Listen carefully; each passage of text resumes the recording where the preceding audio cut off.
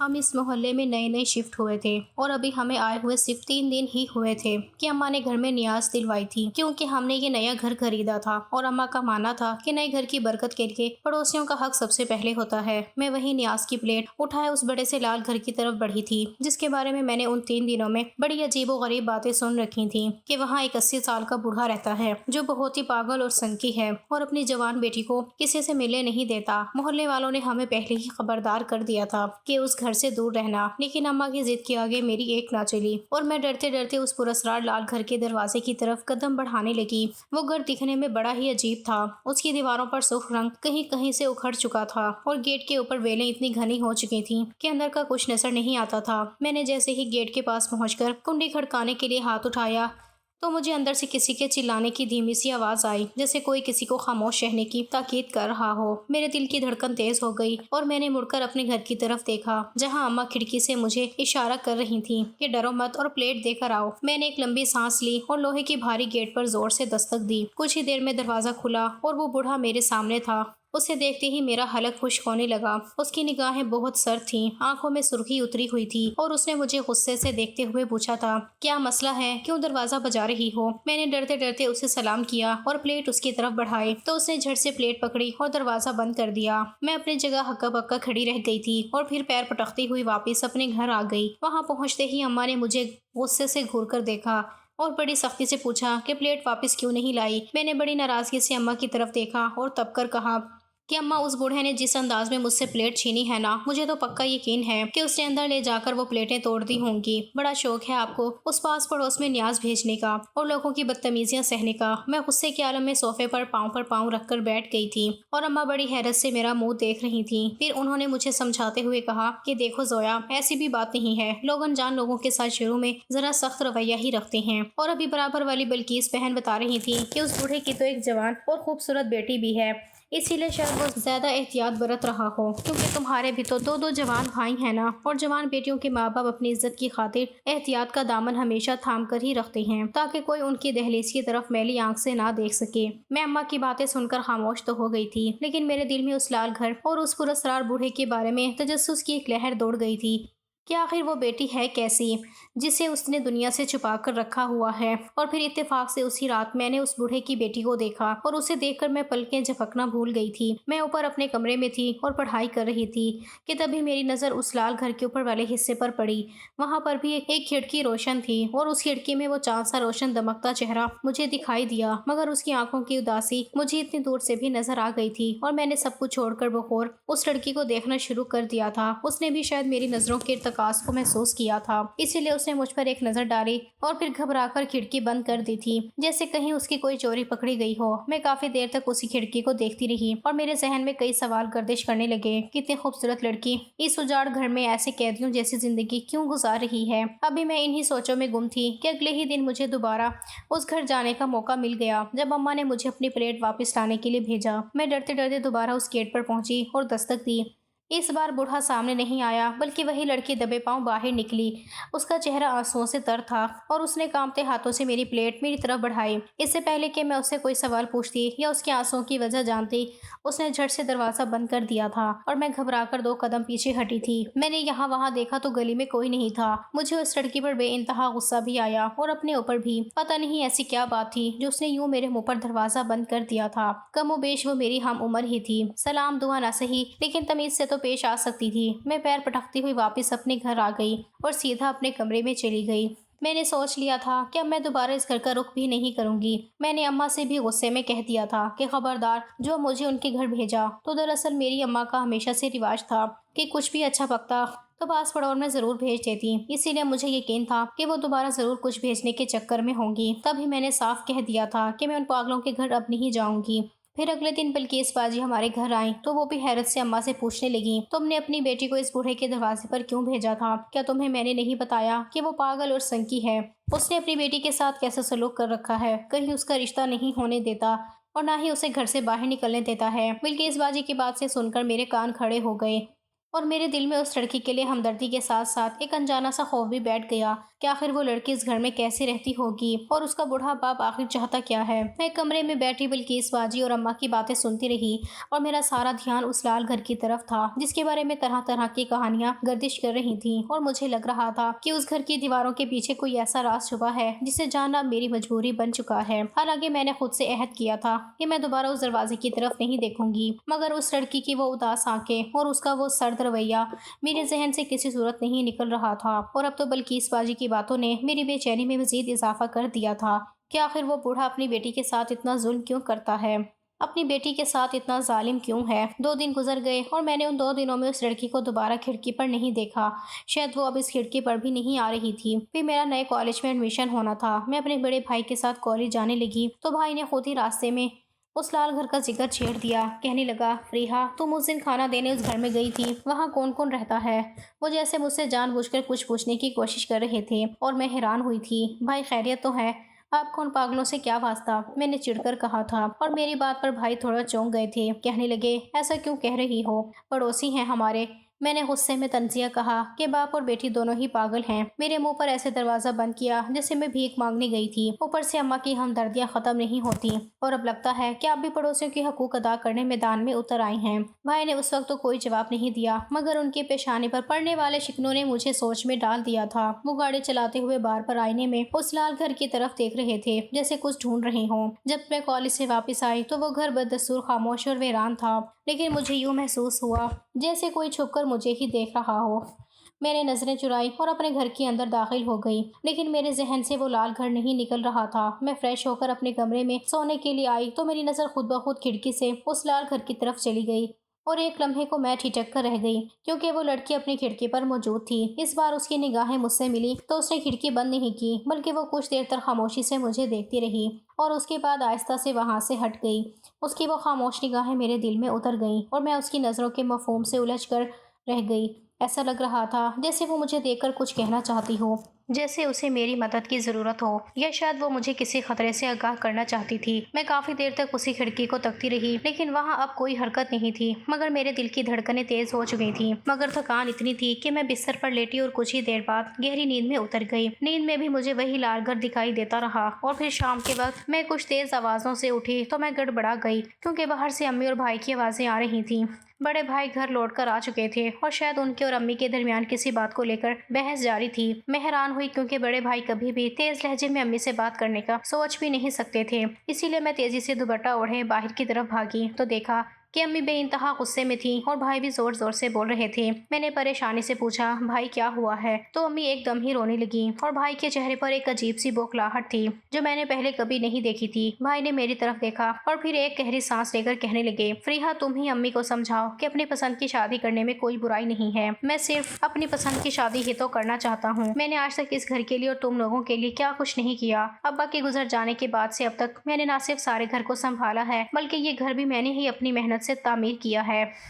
اب اگر میری شادی میری مرضی سے نہیں ہوئی تو میں سب کچھ پا کر بھی ہار جاؤں گا۔ بھائی بکھرے ہوئے لہجے میں مجھ سے فریاد کر رہے تھے اور میں پسند والی بات سن کر ایک دم ٹھٹک گئی تھی۔ آپ کیا کہہ رہے ہیں بھائی؟ کیا آپ کو کوئی لڑکی پسند آ گئی ہے؟ میں ایک دم ہی ایکسائٹڈ ہوئی تھی جبکہ اماں کا رونا تو جاری تھا۔ بھائی کہنے لگے، ہاں مجھے وہ لال گھر والی لڑکی پسند ہے اور میں چاہتا ہوں کہ امی وہاں رشتہ لے کر جائیں، لیکن امی کا کہنا ہے کہ وہ میری شادی سدرا سے کریں گی اور میں کسی صورت سدرا سے شادی نہیں کروں گا۔ میں یہ سن کر ساکت رہ گئی کیونکہ وہ لال گھر جس سے ہم نے دور رہنے کی قسم کھائی تھی آج میرا بھائی اسی کے لیے بضد تھا۔ امی روتے ہوئے کہنے لگی کہ بیٹا اس گھر کے منحوسیت کے بارے میں تو سب جانتے ہیں، اور پھر وہ بوڑھا اپنی بیٹی کا رشتہ کسی کو نہیں دیتا، وہ تو جو بھی وہاں جاتا ہے اسے دھکے دے کر نکال دیتا ہے، تو پھر تمہارا رشتہ کیسے قبول کر لے گا؟ اور ویسے بھی اس لڑکی کے بارے میں اتنی عجیب و غریب باتیں مشہور ہیں کہ کوئی بھی سمجھدار انسان اپنے گھر میں ایسی لڑکی کا نام تک نہیں لائے گا۔ لیکن بھائی کی آنکھوں میں کیسی دیوانگی تھی جو میں نے پہلے کبھی نہیں دیکھی تھی۔ وہ کسی بھی قیمت پر اس لڑکی کو پانا چاہتے تھے۔ اس سے پہلے کہ میں کچھ کہتی امی نے فوراً مجھے مخاطب کرنے کی کوشش کی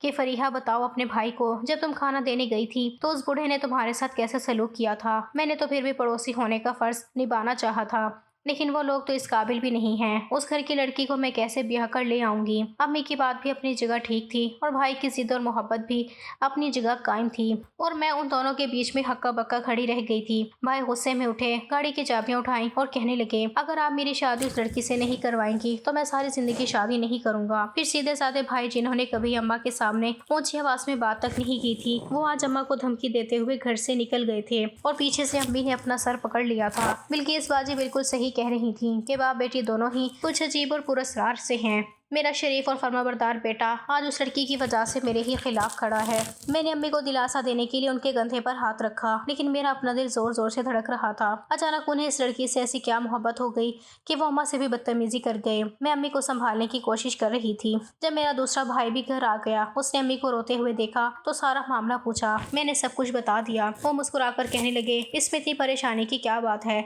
आप उनके घर रिश्ता ले जाएं, वो खुद मना कर देंगे। कम से कम आप बेटी की नजर में तो बुरी नहीं बनेगी। छोटा भाई जरूरत से ज्यादा समझदार था। उसने फौरन अम्मी को मशवरा दिया था और मेरी रोती हुई अम्मी बिल्कुल चुप कर गई थी। फिर अम्मी ने मेरी तरफ देखा और कहने लगी, बात तो ठीक है जमील की, अगर वाकई मैं उनके घर रिश्ता लेकर जाती हूँ तो वहाँ से इनकार ही होना है, क्योंकि बिल्किस ने मुझे खुद बताया है कि वो बूढ़ा अपनी बेटी का रिश्ता किसी को भी नहीं देता। कम से कम मेरा बेटा तो मुझसे दूर नहीं होगा। अम्मी ने अपने आंसू पोंछते हुए आगे की प्लानिंग शुरू कर दी थी और मैंने बड़े भाई को फोन मिलाकर उनसे कह दिया था कि अम्मी रिश्ता ले जाने के लिए तैयार हैं, आप फौरन वापिस आ जाएं। भाई फौरन ही घर वापिस आ गए थे और साथ ही मिठाई का डब्बा भी लाए थे और इस बात पर वजीद हो गए थे कि आप अभी इसी वक्त रिश्ता लेकर जाएं। और अम्मी के हमरा मैं भी थोड़ी ही देर बाद उस बूढ़े के दरवाजे पर मौजूद थी, इस यकीन के साथ कि वो बूढ़ा इनकार करेगा और भाई की जिद का भरम टूट जाएगा। थोड़ी ही देर बाद बूढ़े ने दरवाजा खोला और जब उसने मेरे साथ अम्मा को देखा तो उसका अंदाज पहले की तरह ज्यादा सर्द न रहा। अम्मा ने अंदर जाने के लिए इजाजत मांगी तो वो कुछ सोचते हुए रास्ते से हट गया और फिर हम दोनों जाकर एक छोटे से ड्राइंग रूम में बैठ गए जो बेइंतहा नफासत और सलीके से सजा हुआ था। अम्मी कुछ हिचकिचाहट के साथ उनकी बेटी के लिए रिश्ता मांगने की बात शुरू की। हमें तो उस लड़की का नाम तक नहीं मालूम था और हम बस एक रिश्ता लेकर उनके घर पहुंच गए थे। वो बूढ़ा जो कुछ देर पहले तक अम्मी के साथ थोड़ी नरम मिजाजी से पेश आ रहा था, रिश्ते की बात सुनते ही वो गुस्से से बिखर गया था। कहने लगा कि मुझे अपनी बेटी की शादी नहीं करनी है, आप जा सकती हैं। अम्मी भी यही सुनना चाहती थी, इसलिए वो भी जल्दी से खड़ी हो गई। कहने लगी, भाई साहब माफ कर दें, हम तो बस अपनी बेटी की खुशी की खातिर चले आए थे। अम्मी पुरसकून हो गई थी। हम ड्राइंग रूम से निकलने लगे तो वो लड़की हमें एकदम ही सामने नजर आ गई। अम्मी ने पहली बार उसे गौर से देखा था, इसीलिए अम्मी की नजरें भी उस पर ठहर गईं। मैं तो पहले ही उसकी खूबसूरती पर फिदा हो चुकी थी, अब अम्मी की बारी थी। अम्मी ने एक लम्हे के लिए रुककर गौर से उसे देखा था, जबकि मुझे उसकी आंखों में आंसू दिखाई दे रहे थे। बूढ़े ने जब हमें रुकते देखा तो उसकी पेशानी पर बल पड़ गए और उसने जल्दी से लड़की को बाजू से पकड़कर पीछे धकेला। मैंने अम्मी का बाजू पकड़ा और हम दोनों खामोशी से वहां से बाहर निकल आए। घर पहुंचकर जब हमने भाई को इनकार की खबर सुनाई तो वो बिल्कुल खामोश हो गए और अपने कमरे में जाकर बंद हो गए। अम्मी को भी सुकून हो गया कि अब ये मामला खत्म हो चुका है, लेकिन अगली सुबह हमारे लिए मजीद परेशान कुन थी। न भाई ने कुछ खाया पिया था, न किसी से बात की थी और ऐसे ही नौकरी के लिए चले गए थे। अम्मी का दिल तो तड़प उठा था, बड़े बेटे में उनकी जान बसती थी। गुस्से में कहने लगी कि पता नहीं कौन सी बुरी घड़ी थी जब हम यहाँ शिफ्ट हो गए। अब तो उन्हें रह रहकर होठ पर ही गुस्सा आ रहा था, जबकि मेरी सोच बस इसी बात पर अटकी हुई थी कि कोई भी बाप अपनी बेटी की शादी क्यों नहीं करना चाहेगा, जबकि मेरे भाई में तो कोई बुराई भी नहीं थी। उन्होंने अपना कारोबार सेटल कर रखा था, हमने यहाँ अपना घर खरीद कर बनाया था। फिर उसी दिन बिल्किस बाजी फिर हमारे घर आई और अम्मी ने इस बार रोते हुए उन्हें सारा माजरा सुना दिया। पहले तो वो हैरान रह गई, फिर कहने लगी, बड़ी चालाक लड़की है, मोहल्ले के सारे लड़कों को फंसा रखा है और तुम्हारा लड़का भी उसके शहर में मुब्तला हो गया है, वरना वो बूढ़ा तो रिश्ता लेकर जाने वालों को बेइज्जत करके निकालता है। मुझे तो लगता है दोनों बाप बेटी जानबूझकर ऐसी हरकतें करके मोहल्ले के नौजवानों को अपनी तरफ मतवज्जा कर रहे हैं ताकि कोई ऐसी बात हो जिससे उनका नाम बदनाम हो। बिल्किस बाजी की ये जहरीली बातें सुनकर मुझे शदीद कोफत हुई। मैं जानती थी कि वो लड़की ऐसी नहीं है, उसकी आंखों की उदासी बनावटी नहीं थी। मैंने बिल्किस बाजी को टोकते हुए कहा कि बाजी आप ये सब क्या कह रही हैं, मैंने खुद उसकी आंखों में आंसू देखे हैं, वो तो खुद अपने बाप के चुंगल से छुटकारा चाहती है। मेरी बात सुनकर बिल्किस बाजी ने खैर एक हकारत भरी नजर मुझ पर डाली और अम्मी से मुखातब होकर कहने लगी, देखें ये तो खुद उसके जाल में फंस चुकी है, अगर अभी से इसे ना रोका तो ये घर तबाही की तरफ चला जाएगा। मुझे ऐसा महसूस हुआ जैसे वो किसी पुराने दुश्मनी का बदला उन लोगों से ले रही हो और मेरा शक यकीन में बदलने लगा। کہ اس محلے میں اس لال گھر کے بارے میں جتنی بھی بری باتیں مشہور ہیں ان کے پیچھے شاید بلقیس باجی کا ہی ہاتھ ہے۔ بلقیس باجی کچھ اور دیر بیٹھی رہی اور اس لڑکی اور اس کے باپ کے کردار کے بارے میں نہ جانے کیا کچھ کہتی رہی، اور ان کے جانے کے بعد میں نے اماں کو سمجھایا کہ آپ بلقیس باجی کو زیادہ گھر میں نہ گھسنے دیا کریں، مجھے تو یہ عورت بھی ٹھیک نہیں لگتی ہے، ہر وقت ان لوگوں کی برائی کرتی ہے یا پھر کسی اور محلے والے کی برائی کرتی ہے، کل کو یہ کسی اور کے گھر میں جا کر ہماری برائی کرے گی یا پھر یہ بتائے گی کہ ہمارا بھائی اس لڑکی کے چکر میں پڑ گیا ہے تو ہماری ہی بدنامی ہوگی۔ میری سیدھی سادی بھولی بھالی ماں نے جیسے میری بات سمجھی تھی سر ہلاتے ہوئے کہنے لگی کہ ہاں بیٹی، یہ تو میں نے سوچا ہی نہیں۔ شام میں جب بھائی واپس لوٹے تو ان کا چہرہ بالکل اداس تھا۔ میں بھائی کے پاس گئی اور کہا، بھائی آپ کیوں اتنے پریشان ہو رہی ہیں؟ دنیا میں وہ آخری لڑکی تو نہیں؟ مگر بھائی کہنے لگے کہ مجھے اس سے پہلی نظر میں محبت ہو گئی ہے اور مجھے لگتا ہے کہ اب مجھے کسی اور سے محبت ہو ہی نہیں سکتی، میں اسے سے ہی شادی کرنا چاہتا ہوں، کیا تم میرے لیے کچھ نہیں کر سکتی؟ بھائی کی بات سن کر میں چونک گئی، مجھے اپنے بھائی سے بے حد محبت تھی۔ میں نے کہا، بھائی میں تو آپ کے لیے بہت کچھ کرنا چاہتی ہوں لیکن میں کیا کر سکتی ہوں؟ بھائی کہنے لگے کہ بس اتنا پتہ کرو کہ آخر اس لڑکی کا باپ اس کا رشتہ کیوں نہیں کرنا چاہتا، اگر اس بوڑھے کی کوئی شرط ہے تو میں پورا کرنے کے لیے تیار ہوں۔ بھائی اس لڑکی کی خاطر ہر حد پار کرنے کے لیے راضی تھے اور میں سوچ میں پڑ گئی تھی، ٹھیک ہے بھائی، میں کسی نہ کسی بہانے وہاں جا کر اس لڑکی سے بات کرنے کی کوشش کروں گی، لیکن آپ وعدہ کریں کہ آپ اپنے آپ کو اس طرح پریشان نہیں کریں گے۔ اور میرے سمجھانے پر بھائی نے مجھ سے وعدہ کر لیا تھا۔ رات بھر مجھے نیند نہیں آئی اور میں اسی الجھن میں رہی کہ میں اس لال گھر کے دروازے تک کیسے پہنچوں اور اس لڑکی سے تنہائی میں بات کروں، کیونکہ مجھے یقین تھا کہ اس خاموش چہرے کے پیچھے کوئی ایسی کہانی ہے جو صرف وہی بیان کر سکتی ہے، اور شاید یہی وہ راز تھا جو بلقیس باجی جیسے لوگوں کو اس گھر سے دور رکھنے پر مجبور کرتا تھا۔ میں نے طے کر لیا تھا کہ اگلی صبح میں کسی بھی صورت اس لڑکی تک رسائی حاصل کر کے رہوں گی، چاہے اس کے لیے مجھے اس بوڑھے کے غصے کا سامنا ہی کیوں نہ کرنا پڑے۔ میری قسمت اچھی تھی کہ اگلے دن جب میں کالج جانے کے لیے نکلی تو میں نے دیکھا وہ بوڑھا بہت تیزی سے اس گھر سے نکل کر اسٹاپ کی طرف جا رہا تھا۔ میں نے کالج جانے کا ارادہ ملتوی کیا اور کچھ دیر ایک کونے میں کھڑے ہو کر بوڑھے کے جانے کا انتظار کیا۔ جب وہ اسٹاپ پر پہنچ چکا تھا اور پھر ایک بس میں سوار ہو کر چلا گیا تھا تو اس کے جاتے ہی میں تیزی سے اس لال گھر کی طرف بڑھی تھی۔ میں نے اس گھر کا دروازہ بجایا تو کافی دیر بعد دروازہ کھلا۔ وہ لڑکی بالکل تھوڑا سا دروازہ کھول کر پریشانی سے مجھے دیکھ رہی تھی۔ میں نے فوراً سے کہا کہ میں آپ سے بات کرنا چاہتی ہوں، میرا بھائی آپ سے محبت کرتا ہے، وہ آپ سے شادی کرنا چاہتا ہے، لیکن آپ کے والد تو رشتہ دینے کو راضی نہیں ہیں، آخر ایسی کیا وجہ ہے کہ وہ آپ کی شادی نہیں کرنا چاہتے؟ میں نے ایک ہی سانس میں سارے سوال پوچھے تھے اور وہ لڑکی بس کچھ دیر تک مجھے دیکھتی رہی تھی اور پھر وہ مجھے وہیں دروازے پر چھوڑ کر اندر چلی گئی تھی۔ مجھے سمجھ نہیں آ رہا تھا کہ وہ دوبارہ دروازے پر آئے گی یا نہیں، اسی لیے تھوڑی ہی دیر بعد میں نے پھر دروازہ بجایا۔ اس بار جب وہ دروازے پر آئی تو اس کے ہاتھ میں خط تھا، اس نے تیزی سے وہ خط مجھے پکڑایا اور پھر دروازہ بند کر کے غائب ہو گئی۔ میں نے حیرت سے اس کاغذ کو دیکھا اور پھر یہاں وہاں دیکھتے ہوئے واپس گھر کا رخ کیا۔ دل کی دھڑکنیں اتنی تیز تھی کہ مجھے لگ رہا تھا کہ جیسے کوئی میرا پیچھا کر رہا ہے۔ میں جلدی سے اپنے کمرے میں پہنچی، وہ دروازہ اندر سے بند کر کے کانپتے ہاتھوں سے وہ لفافہ کھولا تو میری روح کانپ اٹھی، کیونکہ اس خط میں اس لڑکی نے لکھا تھا کہ میری زندگی ایک نہ ختم ہونے والی اذیت کا شکار ہے۔ میری ماں ایک بااثر اور اونچے خاندان سے تعلق رکھتی تھی، انہوں نے میرے والد سے محبت کی اور ان سے شادی کر لی، لیکن ان کے خاندان نے اس رشتے کو کبھی قبول نہیں کیا اور ان کے والد یعنی میرے نانا نے میری ماں کو میری پیدائش کے کچھ عرصے بعد ہی اس لیے قتل کروا دیا تھا کہ انہوں نے پسند کی شادی کی تھی۔ میرے والد اس حملے میں کسی طرح بچ نکلے تھے اور تب سے وہ مجھے لے کر یہاں رو پوش ہیں۔ وہ اس خوف سے مجھے گھر سے باہر نہیں نکلنے دیتے اور نہ ہی کسی کو رشتہ دینے کا سوچتے ہیں کہ کہیں میرے نانا کے آدمیوں کو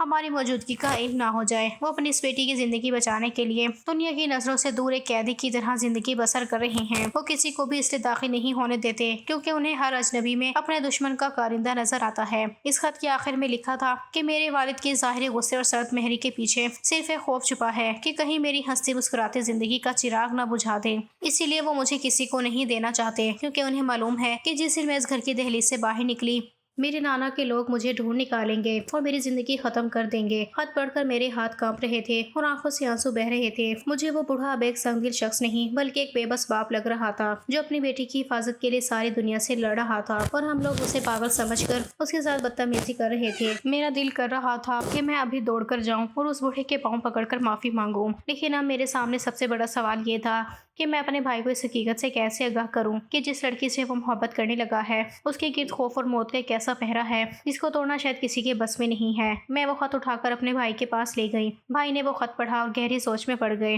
پھر کہنے لگے کہ اس بات کو تو سالوں بیت چکے ہیں، اب تو مریم بھی 20 سال کی ہو گئی ہے، اس کا مطلب کہ یہ کہانی 20 سال پرانی ہے، یا 20 سال گزرنے کے باوجود بھی مریم کے ننیال والے اس کی تلاش میں ہوں گے، یہ ہرگز بھی ممکن نہیں ہے، لیکن پھر بھی میں اپنے طور پر معلومات کرنے کی کوشش کرتا ہوں۔ کہ مریم کا ننیال کہاں سے ہے اور کیا واقعی ابھی بھی کوئی خطرہ باقی ہے۔ بھائی کے لہجے میں اب وہ دیوانگی نہیں بلکہ ایک سنجیدہ عزم تھا۔ وہ جانتے تھے کہ اگر مریم کے باپ کا ڈر محض وہم ہے تو وہ انہیں اس قید سے نکال سکتے ہیں، مگر اگر سچ میں کوئی خطرہ ہوا تو معاملہ بہت نازک ہوگا۔ میں نے بھائی سے کہا کہ ہمیں بہت احتیاط سے کام لینا ہوگا، کیونکہ بلقیس باجی جیسی عورتیں ہر وقت نظریں جمائی بیٹھی ہیں۔ اگر ہم نے کسی کو کانوں کان خبر ہونے دی تو شاید بوڑھے کا ڈر سچ ثابت ہو جائے۔